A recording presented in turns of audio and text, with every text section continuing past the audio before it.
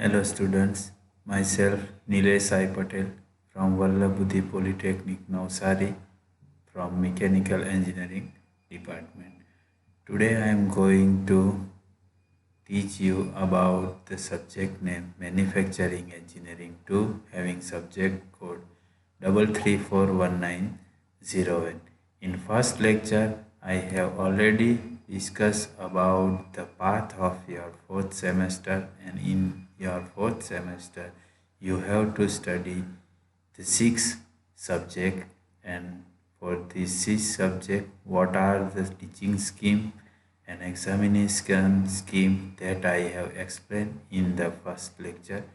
Today I am going to discuss about my subject having name Manufacturing Engineering 2. In this slide we will see the detailed syllabus of subject name Manufacturing Engineering 2, or this one is the online track that we have to finish for the subject of ME2. આ આખા semester દરમિયાન આપણે ME2 ભણીશું તો એની અંદર આપણો અભ્યાસક્રમની અંદર કેટલા યુનિટ રહેશે અથવા તો કેટલા ચેપ્ટર ભણીશું તેની વિશે આજે આપણે થોડું ઓવરવ્યૂ જોઈશું. સો your first unit or first chapter is Introduction and Mechanics of Cutting. In this particular unit, you have to study about what is machining process, how it is done, and what are the cutting parameters that influence on that machining process. Next chapter or unit 2 is Basic Machine Tools 1. In this Basic Machine Tools 1, we will study about lathe machine as well as drilling machine in detail. બીજા ચેપ્ટરની અંદર આપણે બે પ્રકારના machine વિશેનો અભ્યાસ કરીશું વિગતે. જે મશીનના નામ છે, પહેલું મશીન છે લેથ મશીન અને બીજું છે drilling machine. Your unit 3 is basic machine tools 2.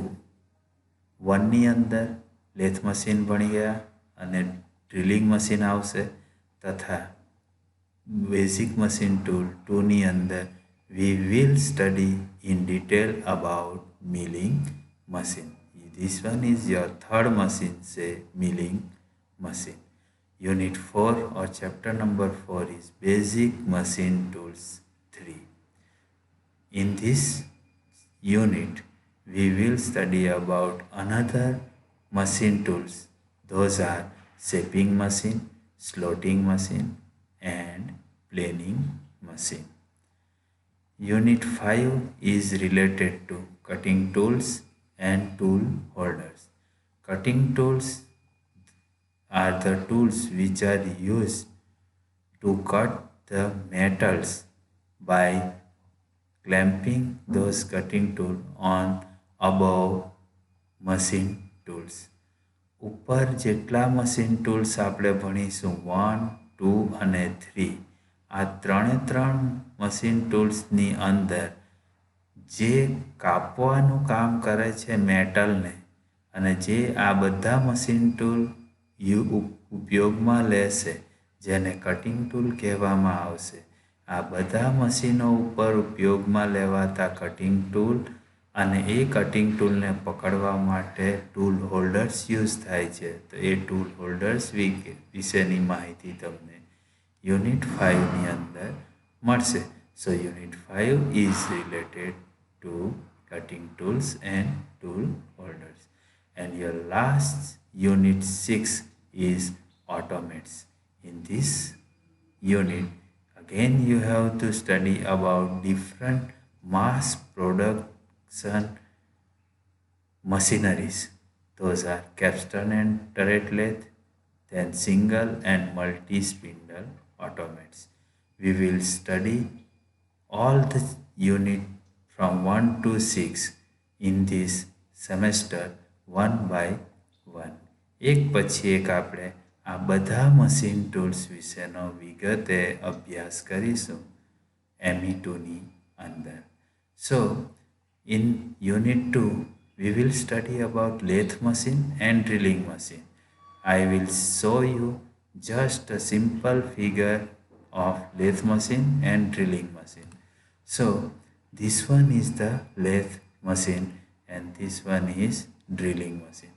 lathe machine ઉપર ટર્નિંગ એક સિમ્પલ ઓપરેશન તરીકે ટર્નિંગ ઓપરેશન થશે, જેમાં વધારે ડાયામીટરનો જોબ હશે તેનો ડાયામીટર આપણે ઓછો કરી શકીએ. એના જેવા ઘણા બધા ઓપરેશન આપણે લેથ મશીન ઉપર સિલિન્ડ્રિકલ વર્કપીસ એટલે કે કોઈ પણ સળિયો કે બાર ઉપર જુદા જુદા ઓપરેશન કરી શકીશું. તો આ લેથ મશીન છે. અને ડ્રિલિંગ મશીન એના નામ ઉપરથી કે કોઈ પણ વર્કપીસની અંદર હોલ બનાવવું હોય તો તેના માટે ડ્રિલિંગ મશીનનો ઉપયોગ થાય છે, તથા એના જેવા ઘણા બધા ઓપરેશન ડ્રિલિંગ મશીન પર આપણે કરીશું. So this one is your drilling machine. So unit 2ની અંદર બે મશીન લેથ મશીન અને ડ્રિલિંગ મશીનનો વિગતે અભ્યાસ કરીશું.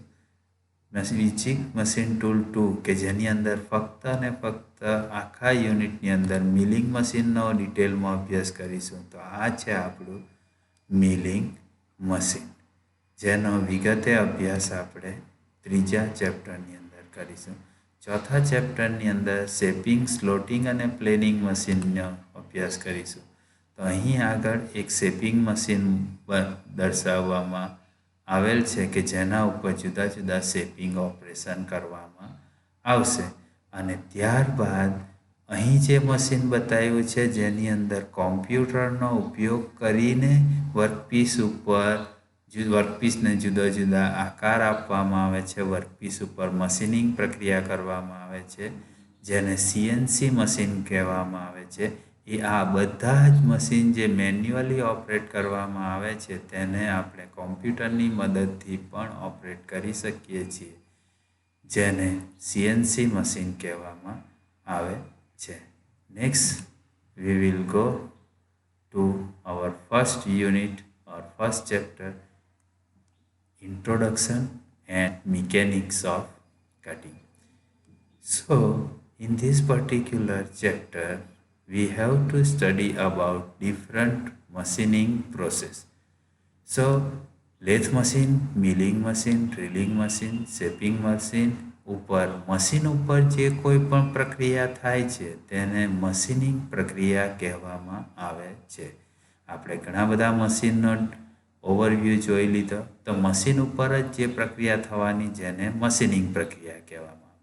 તો અહીં નીચેની આકૃતિમાં તમને જોવા મળશે, અહીં પ્લેટની અંદર એક હોલ બનાવેલું છે, ત્યારબાદ બીજું હોલ બનાવવા માટે ડ્રીલ પ્લેટની અંદર દાખલ થાય છે અને મેટલને કાપે છે તો અહીં આકૃતિમાં દર્શાવ્યા પ્રમાણે જે મેટલ કપાય છે તેની અંદરથી ચીપના ફોર્મમાં મટીરિયલ દૂર થશે. તો જે મટીરિયલ કપાઈને દૂર થાય તેને આપણે કહીશું ચીપ.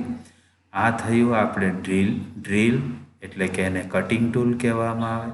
અને નીચે મૂકેલો છે વર્કપીસ અને એ વર્કપીસ ઉપર આપણે હોલ બનાવીએ છીએ તો એને કહેવામાં આવે મશીનિંગ પ્રક્રિયા. તો મશીનિંગ પ્રક્રિયાની વ્યાખ્યાની અંદર દાગીના ઉપરથી બિનજરૂરી ધાતુ ચીપના ફોર્મમાં દૂર કરી દાગીનાને યોગ્ય માપ, આકાર અને સરફેસ ફિનિશ આપવા માટેની પ્રક્રિયાને મશીનિંગ પ્રક્રિયા કહેવાય છે. તો આપણે અહીં અડધું સેન્ટેન્સ જોઈશું કે દાગીના ઉપરથી બિનજરૂરી ધાતુ કે આપણે હોલ બનાવવાનો છે એટલે અહીંયા વચ્ચે જે મટીરિયલ છે તે કાપીને દૂર કરવાની છે. તો દૂર થશે તે કયા ફોર્મમાં દૂર થશે? તો અહીંયા વ્યાખ્યામાં લખ્યું છે ચીપના ફોર્મમાં દૂર થશે. અને દાગીનાને યોગ્ય માપ, આકાર અને સરફેસ ફિનિશ. માપ એટલે અહીં આપણે દાગીના ઉપર હોલ બનાવવાનું છે જે આપણું મશીનિંગ ઓપરેશન છે. એટલે અહીંયા હોલ યોગ્ય માપનું હોલ તૈયાર થશે અને એનો આકાર ગોળાકાર છે એટલે આકાર મળશે. અને સરફેસ ફિનિશ એટલે જે હોલની અહીં ચળકાટવાળો ભાગ દેખાય છે જે સ્મૂથ અને ચળકતી સપાટી જેવો સારી સરફેસ ફિનિશ એટલે કે સરફેસ ફિનિશ આપવા માટે અહીં આપણે ડ્રિલિંગ પ્રક્રિયા કરીએ છીએ અને એ ડ્રિલિંગ પ્રક્રિયા એક પ્રકારની મશીનિંગ પ્રક્રિયા છે. તો અહીં તમારું મશીનિંગ પ્રક્રિયાની વ્યાખ્યા ક્લિયર થશે. બીજી આકૃતિમાં વર્કપીસ ગ્રીન કલરમાં છે, એને ચકમાં પકડાવેલો છે, આ 3 જૉ દ્વારા પકડેલા છે. અહીં કટિંગ ટૂલ છે બ્લુ કલરની અંદર અને વર્કપીસ ઉપરથી જે મોટો ડાયામીટર છે તેને નાના ડાયામીટર એટલે કે મોટા વ્યાસમાંથી નાના વ્યાસમાં બિનજરૂરી ધાતુ કટિંગ ટૂલ દ્વારા દૂર કરીને અહીં ચીપના ફોર્મમાં દૂર કરીને મોટા ડાયામીટર પરથી નાના ડાયામીટર જે લેથ મશીન પર બનાવવામાં આવશે, જેને લેથ મશીન ઉપર થતી મશીનિંગ પ્રક્રિયા કહેવામાં આવે છે. Next we will see different machining operations કે મશીનિંગ ઓપરેશન કયા કયા છે. તો તમે જુદા જુદા મશીનના નામો જોઈ ગયા, તેવી જ રીતે અહીં એ મશીન ઉપરથી ટર્નિંગ તો એ થશે લેથ મશીન ઉપર, જે આપણે આગળની ફિગરમાં જોઈ ગયા મોટા ડાયામીટરમાંથી નાના ડાયામીટર બને છે. ડ્રિલિંગ જે પણ જોયું ડ્રિલિંગ મશીન ઉપર થશે. મિલિંગ મશીન ઉપર જે આકાર આપવામાં આવે છે એટલે કે અહીં પેરિફેરલ મિલિંગ છે અને ફેસ મિલિંગ છે, બંને મિલિંગ ઓપરેશન છે.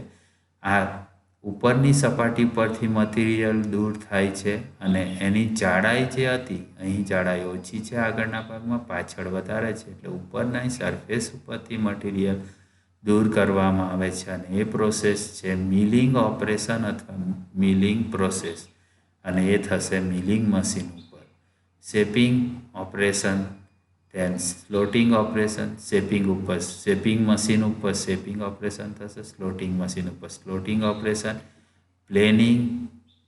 પ્લેનર ઉપર પ્લેનિંગ ઓપરેશન થાય અને ગ્રાઇન્ડિંગ મશીન ઉપર ગ્રાઇન્ડિંગ ઓપરેશન અને બોરિંગ મશીન ઉપર બોરિંગ ઓપરેશન થશે. તો આવી રીતે આપણે જુદી જુદી મશીનિંગ પ્રક્રિયા વિશેનો ડિટેલમાં અભ્યાસ, જુદા જુદા મશીનની વિગતે અભ્યાસ કરીશું. તો તે મશીન ઉપર થતા જુદા જુદી મશીનિંગ પ્રક્રિયાઓનો પણ અભ્યાસ કરીશું. Next we will see the machining process or manufacturing engineering કે મેન્યુફેક્ચરિંગ પ્રોસેસ, એની જરૂરિયાત શું છે. What are the needs of machining process, that we will study in our next lecture. Thank you.